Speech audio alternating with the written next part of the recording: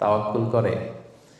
তাওয়াক্কুলটা এত গুরুত্বপূর্ণ, ইভেন কি আল্লাহ রাসূল সাল্লাল্লাহু আলাইহি ওয়াসাল্লাম আমরা যখন ঘর থেকে বেরোবো তখন আল্লাহর উপর তাওয়াক্কুল করতে বলেছেন। আল্লাহর হাবিব সাল্লাল্লাহু আলাইহি সাল্লাম যখন ঘর থেকে বেরোতেন তিনি একটা দোয়া পড়তেন, তিনি পড়তেন বিসমিল্লাহি তাওয়াক্কালতু আলাল্লাহ, মানে আল্লাহর নামে আর আল্লাহর উপর তাওয়াক্কুল করে আমি বেরোলাম।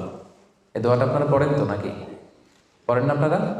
ছোট্ট দোয়া, মুখস্থ না থাকলে মুখস্থ করে নেবেন, আমার সাথে সাথে পড়েন বিসমিল্লাহি তাওয়াক্কালতু আলাল্লাহ। আবার পড়েন বিসমিল্লাহি তাওয়াক্কালতু আলাল্লাহ।